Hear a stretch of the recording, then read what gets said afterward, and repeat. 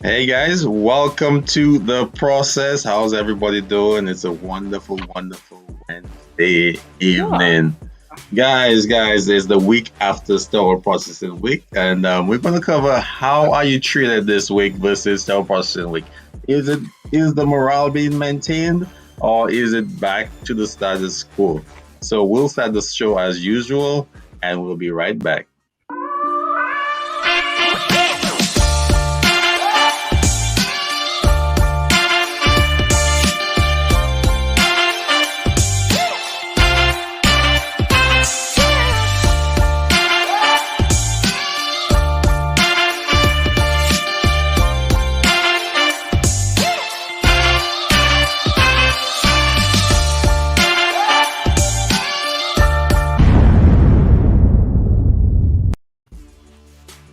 So, guys, welcome, my fellow. So, we had the food last week, we had the drinks, we had the potlucks, we had the gifts, we had the games. So, what's going on? What's the follow up for this week? What's going on? Are we having fun still, or is it back to Oh, the it's the regular party same over. same old grind where we wonder why we are here sometimes? So, so guys, Alessandra, you could ask me what I'm doing now. What's the deal? What's Right, the deal? Denard, how are you holding up post-party week now Oh that man, STD week is over? you know what? The leftovers are done. It's like 5 days. They gotta go in the trash. You Mhm. know, Cleaned up that so break room, cleaned up that break room, I got know. the break room cleaned up. All the tablecloths are done. Maybe a couple posters still up. We celebrate. We try and prolong it. All the gift cards and all that's given out. Everybody showed up. The weekend person, got their day off. They got their stuff when they came in on the next week. All the shifts got their gifts and the food.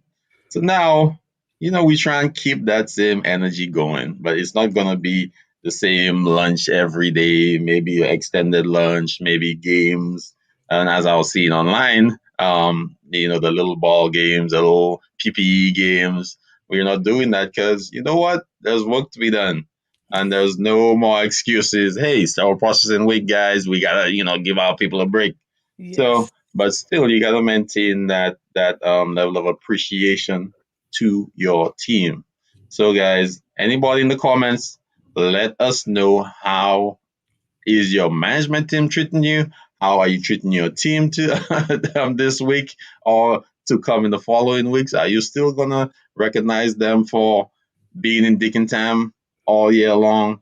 Are you still gonna recognize them for putting out a whole bunch of trays in prep and pack? Are you still gonna recognize them for putting forth that initiative that helps you get a break to do your other tasks? So we're going to go if we're going to go into the news. Mhm. So we have a couple nice news, not a couple nice news stories, but we have a couple news stories that are very interesting, very, very Mhm. interesting in today's climate. So Kaiser's workers set to strike over two-tiered wage plan. A couple things you need to know. So Kaiser's cutting their wages for new employees. So let me go through this article. It's from Becker's Hospital Review. So a proposed wage system that would pay starting employees less than their more experienced colleagues has 30,000 Kaiser permanent workers ready to strike. The Mm. Oakland, California based system says a two-tiered wage model would help contain costs for customers, Bloomberg Law reported October 20th. A few things you need to know about this. The proposed two-tier wage system and the staffing shortage are two of the main factors that push many of Kaiser's employees on the West Coast to authorize a strike this month. The vote covered 21,000 workers represented by the United Nurses Association of California, Union of Healthcare Professionals, and 7,000 members of United Steelworkers. Another 1,500 Kaiser workers in Hawaii and North Carolina will vote in late October on whether to authorize a strike. According to Bloomberg Law, union leaders said Kaiser could cut pay between 26% and 39% for new Mhm. workers under the proposed plan. The proposed two-tiered plan system would ensure we could continue to be affordable for our members. Arlene Pisnell, Senior Vice President of Human Resources at Kaiser, told Bloomberg Law. She said Kaiser workers earn 26% more than average market wages.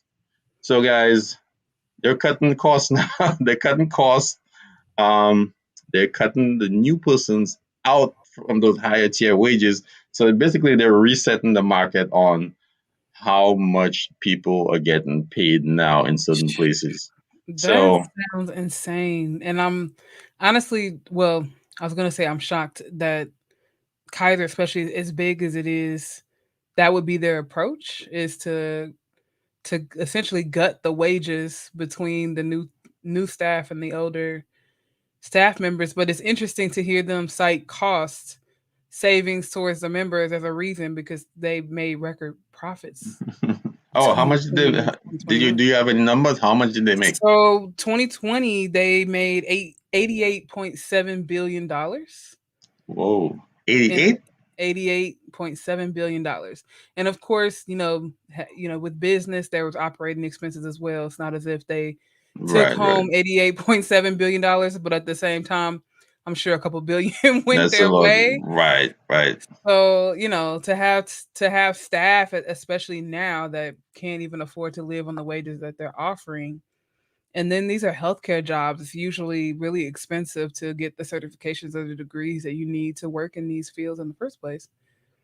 It's Hmm. an interesting approach. That's a lot of dough. That's a lot of dough. It's a lot. And who's suffering? The nurses and the employees, the frontline workers again.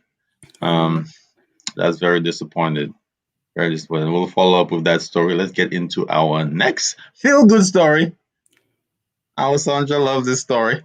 It's the great. So, a husband holds up a "I love you" sign every day outside his wife's window Hmm. after contracting COVID-19. Donna And then Crane, well, 56-year-old from Port Orange, Florida, tested positive for COVID-19 just a few weeks after receiving her Johnson & Johnson vaccine, she told Good Morning America. After 10 days after she began her home quarantine, she said she couldn't breathe.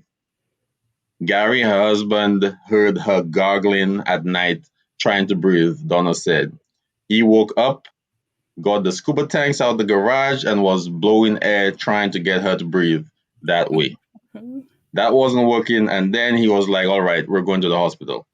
After okay. arriving at the hospital, she said her oxygen levels were so low that she was immediately admitted and taken to the intensive care unit. That was the last time I saw Gary, she said. She Mhm. couldn't go back there with him. So, what Gary did was he couldn't see his wife. So, every day he came outside the intensive care unit with an "I love you" sign and just showed her, just to communicate with her that he loved her. And Oh, Harry. that's so touching. Very sweet. So touching, and so sweet. So that's the end of our news segment. We'll come back in a second after we play our outro. And be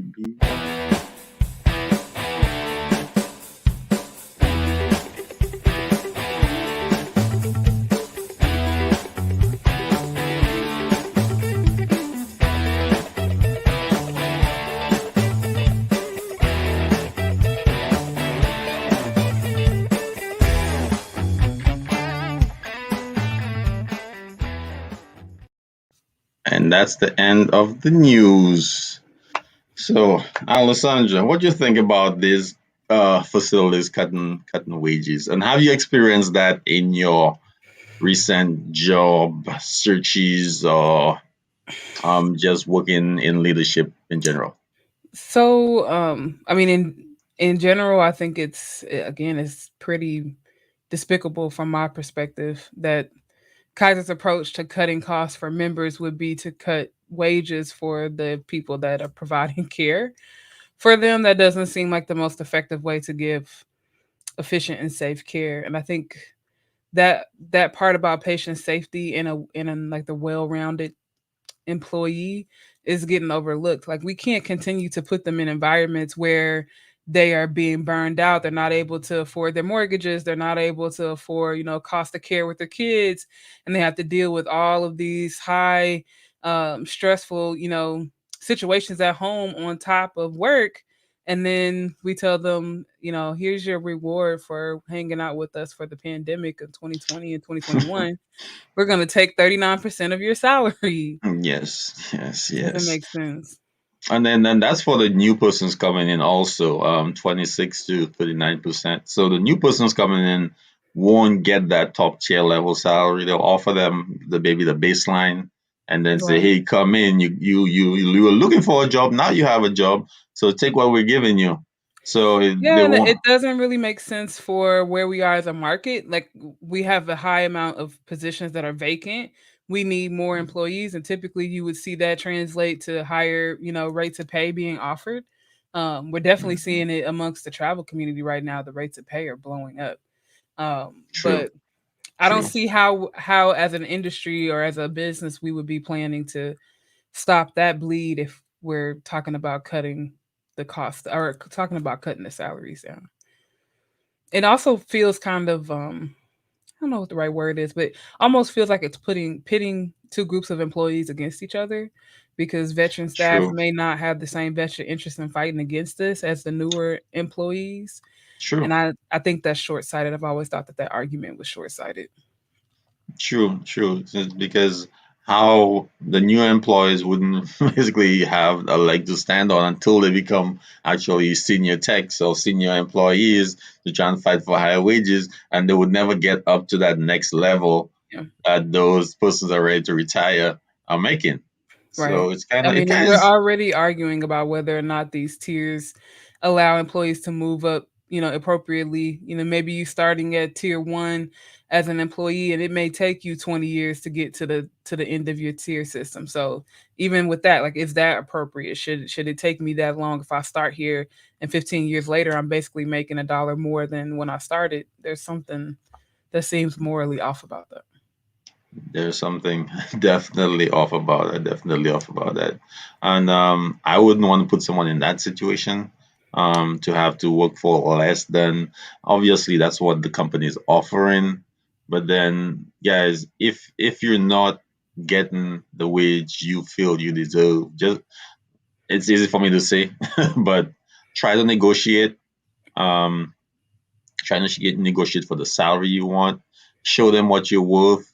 If they want more documentation, what you've done in your past, um, um, examples of changes you've made, processes you've improved, etc. Just go more in depth with your resume if you feel they need more convincing to give you that extra bump in your pay. And if they can't give you that pay, and you know that's gonna affect your life and how you pay your bills and how you live your life, you may have to just walk away from that position altogether. Yeah, sometimes I mean it's definitely, especially when we're talking about entering into new positions, it's something you want to think about going into your interview processes. What do you need to, to make in order for this to feel comfortable for you? What would be a home run, as far as salary and what you could feel comfortable you could live with? Because you definitely don't want to be making those decisions in the middle of negotiations. Like, oh, I never thought about, how much I wanted to make. I just knew I wanted to make more than I was making at the previous job. But True. so even that concept may not be the final answer, right? Like maybe there are other perks that you're getting where there's going to be cost savings. Like maybe that new job is closer to home, so you don't have as far as the commute. You're not spending as much as get in gas, or maybe it's a less toxic environment. So you really just have to think about what are all the important factors for you. All right. And that's definitely a valid point. Make sure you make the right decision for yourself and your family. I keep hearing that all in every job, that's wrong. Even in professional sports, you have to make the best decision for yourself Yeah. and the family. So sometimes it's not always about the money, but sometimes the money is definitely a huge factor. So, Definitely. And I think what's happening right now in the industry with unions, I think everybody should be paying attention to, because we also saw this week Amazon workers vote to create a union. And so there's definitely, and I mean, and then at the federal level, we saw this conversation happening about $15 an hour that quickly got, shut down. Also this week, Isham announced that they hired a lobbyist to try to get sterile processing added to a federal bill for hazard pay. So there's all these different types of conversations happening around wages that may seem like it doesn't impact you, but it impacts the industry. So I think we all should definitely be paying attention to the news and what labor and unions are doing right now. definitely. And kudos to Isham for putting out that information that they are taking into consideration that we do need some change in current processes and practices. And then we're definitely sacrificing as well, as much, even more than the nurses are sacrificing. So at sometimes. So we definitely need to I be don't know. considered for that. Hmm? I was say I don't know about that. I don't know if I'll say anybody, especially at the healthcare front. I don't know if I'll say anybody is really sacrificing more or less, because different positions come with different perks. But when it Hmm. comes to hazard pay, and we're talking about whether or not somebody is being exposed, to a particularly dangerous working condition, that was always sterile processing. So it's good that we're finally being added to this conversation. And I hope that even if it doesn't go through at a federal level, that again, that some unions start to pay attention to this, because Hmm. I'm willing to bet you if you're in a union right now as a sterile processing tech and you go to your book to see if you're listed under hazard pay, you're not included. Yeah, and that was my point exactly. We do sacrifice every day exposing ourselves to bloodborne pathogens, and we also have a lot of bad practices, a lot of bad environments, ill-equipped environments, if that makes sense. No fatigue mats. Some departments still have no chairs so you could sit, with the simple reasoning that you work faster if you're standing up. Absolutely. Um, you would stand all day, digging time or in prep and pack. Um, Lack of equipment, so you have to work extra. If you don't have a dryer, you have to hand dry every single thing. Um, um, Ergonomic workstations. You may be 6'3", have a workstation that's 4 foot 2 inches tall, having to bend over, or you Right. may be 5'11", and you So may have all to of be that on your doesn't tippy equal toes. to a hazard though. Right. No, no, no, no. I'm not saying no. I'm saying that we do have those conditions Yeah, that we do are have those not, conditions. so that are unsatisfactory. And then when we sacrifice a little more, it makes it even worse because we don't have the accommodations that keep us healthy, or that keep us or maintain our product help us maintain our productivity. Absolutely. I mean, and even with that, even if we do, then you have things like this pandemic that is happening where some departments were, running low on PPE and things of that nature. So there's all types of course, we have our daily exposure, but even now, and that's what this bill is really meant to address, that especially during the pandemic, there's classes of workers that are facing an undue hardship. And I just want to, I'll drop this link in the comments, but I pulled up what the federal government's, with the U.S. Department of Labor's definition of hazard pay is. And so, what they have under the Fair Labor Standards Act is that hazard pay means additional pay for performing hazardous duty or work involving physical hardship. Work duty that causes extreme physical discomfort and distress, which is not adequately alleviated by protective devices, is deemed to impose physical hardship. The Fair Labor Standards Act does not address the subject of hazard pay except to require that it be included as a part of a federal employee's regular rate and pay in computing the employee's overtime. So that's as it applies to federal workers as this time, but just kind of give you an idea Mm. of what they consider. And then this particular bill, my understanding, is meant to offer an additional $13 an hour, and if passed, this would include retroactive pay.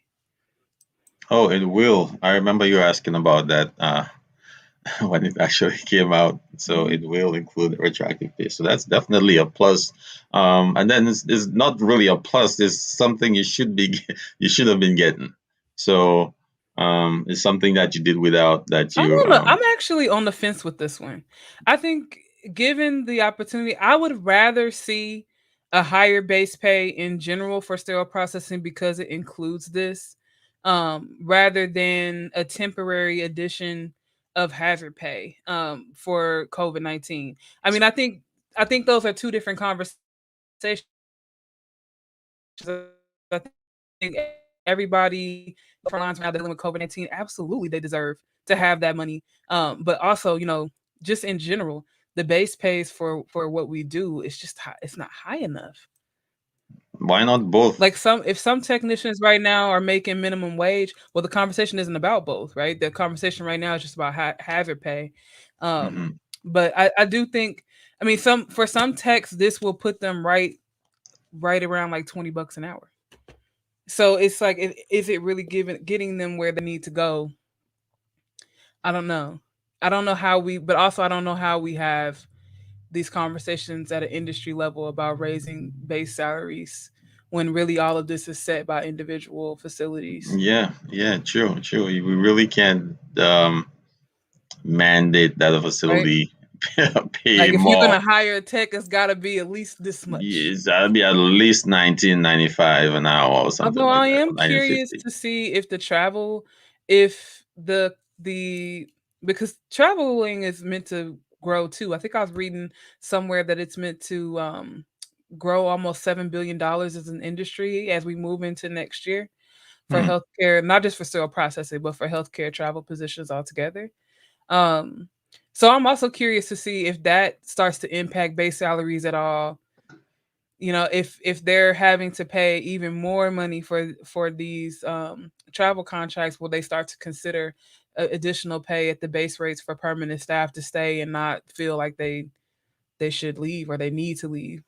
I feel the obvious argument is for benefits. The argument about benefits not being paid to travelers and being paid to regular full time workers. That's the prevailing argument most facilities make. Yeah, because they save a lot of money with that. Not having to pay for health insurance and not having to pay for all these various benefits that we get. But also on the flip side, we see Kaiser coming in with this two-tier system, and I'm sure that part of what those new employees are going to lose are as part of their benefits as well. Mm, true, true. Yeah, it Like when usually we brought Cook means- County, or when we had UHW on from Cook County, that was one of the things that they wanted to do was increase the cost of the healthcare for them, and yeah. that's why they decided to strike. It usually comes hand in hand. It usually comes hand in hand. Yeah, less pay, more insurance costs. Let's look at what our friends. Thank you for joining, Rebecca, and thank you for Hey, Rebecca. joining. Solindra is in the house. So she says, I referred to the drying. Not having a drying cabinet. She says she dries everything in the sterilizer. What do you think about that practice? I have my opinion on that also. What do you think about putting instrumentation in the Hey, sterilizer for drying? what I think is why we do this show, because not every facility has everything they need to get the job done, but the cases are still active, patients are still coming. So they're doing what they have to do in order to facilitate effective process in their department.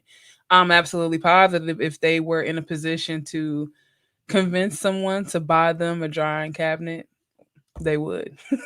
So, Yeah. I think it just goes to the heart of what we talk about here, which is there's not that you can't just say IFU, IFU, IFU. Say that again. You can't, right? You can't. Doesn't work like True, that. true. Yeah, mainly because my thoughts on that is I have seen it done many times. Mhm. I know the opinion of, well, everything's supposed to be done in dried and dick and tam. Drying is supposed to be done on the dirty side, not on the clean side. But when you're faced with these circumstances where Yeah. something comes out the wash, I've seen instrumentation come out the washer soaking wet. Some facilities have drying problems in their washers. where you can't just start wrapping, or if you have to wrap, you have to basically hand dry everything because it's so Mhm. wet. So some places I've worked, they lean all their loaders sideways for maybe an hour, hour and a half, let that water drip out to Oh, one side. So so like, rough. yeah, some places I've seen they actually put it in the autoclave, leave the door cracked a little bit, let the heat, Yeah, dry off some of that extra moisture. yeah. Um, so I don't think there's a right or wrong way as long as it's cleaned before it enters the I mean, clean side.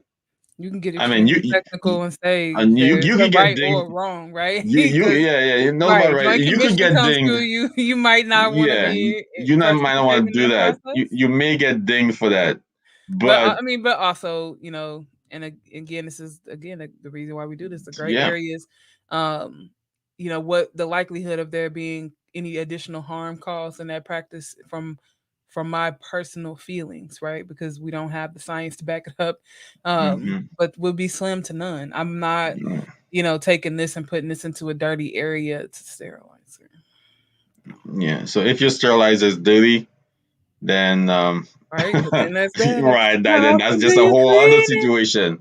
So then obviously there's no IFU saying put it in the sterilizer to dry. No. You're not gonna But find that.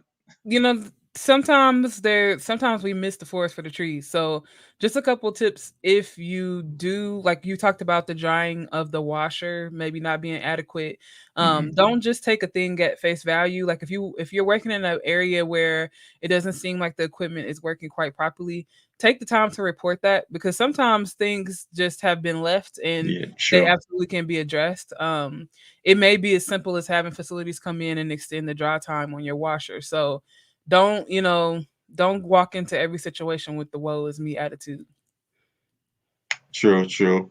It might not be your dry time. It might be your rinsing cycle is just too long. I mean, so you just have to look at your the parameter. That's why I always advocate know the parameters of your washer. That's very important. Don't just assume you see suds and then you head blowing so it's washed and drying. So you have to Yeah. make sure your washer's parameters are consistent or working properly. And for So their definitely. various cycles, right? Because you hmm may have parameters for your general cycle, for ortho cycle, for a basin cycle. So just be mindful of what you're using, what you're putting through, and what the IFU Yeah, say. and I have actually there are persons have actually ran trays on incorrect cycles because it's a shorter cycle because it's a hurry up cycle. So you end up running a tray which has no dry time.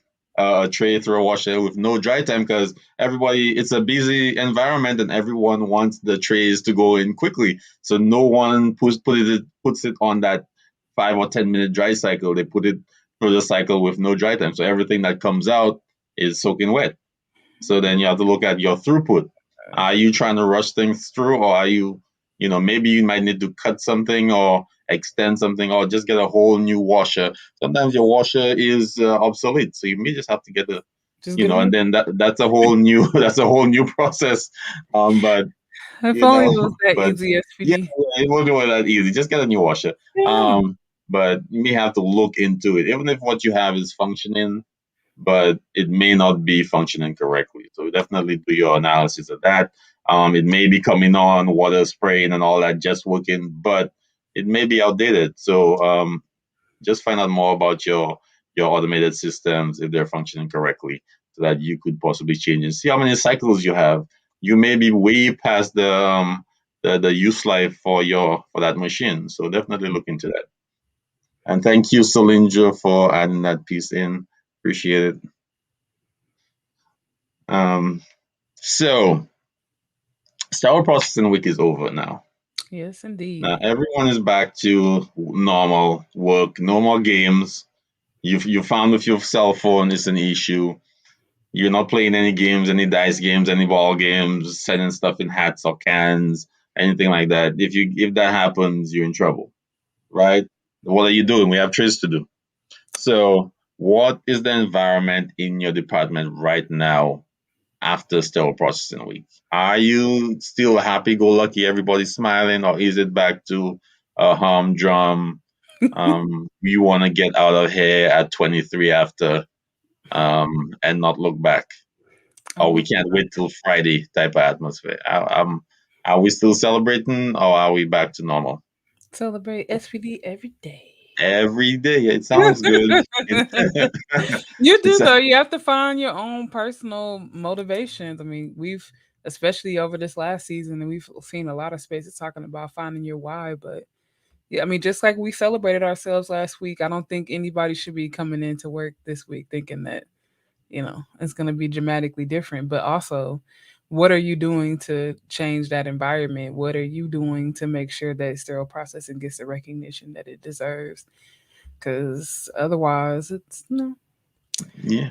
kind Uh, of in the uh, air. And then recognition should not only be for 1 week. So if you came all last week as a manager or as a coworker and you were smiling, happy go lucky, you're helping everybody out, and this week you're just walking by, you're not saying good morning, you're not saying hello, you got to be genuine, and that's how you get buy-in from your team. So if your team Absolutely. see you putting on a good face for 1 week a year, and for the rest of the year you're a dictator, then they're gonna be like, well, we just gonna we're not even gonna want to celebrate stealth processing with you. So Oh, they better not get that much of an attitude. I've seen it. Trust me, I've seen it. I've seen the "what can you do for me this week" attitude. So I feel as Jordan talked about on our show last week, you definitely have to be consistent with your communication with the team, work with them, get buy-in from them on any process improvements, and then encourage them at every step of the way because you definitely want to see those persons in your department go to the next year and succeed and go to another and the next level within your department and strive for more. And if they can't move up in your department, they may leave and become supervisors, managers, other places. So definitely work with your team to help them grow, and then if that's not genuine, it will definitely show. So try and um keep up that morale, that positive morale within the team. Definitely. I mean, you Yeah. can do that, in small ways during the day, like with your rounds, or maybe with the daily quote or a daily joke. You can also do things like that in your shift report, like little games or little team building games, maybe once a week or something like that, just so that it doesn't become this, oh, we only get recognized once a year. Just kind of try to find small ways to pour into your team. Yeah, and team building is definitely important. So guys, so guys, thank you so much. This is the end of our show today. So hope you guys took a lot. Thank you for viewing. Thank you for the comments. Alessandra, what's going on with you? I'm excited because next week we'll have Leslie Cronstedt on the show.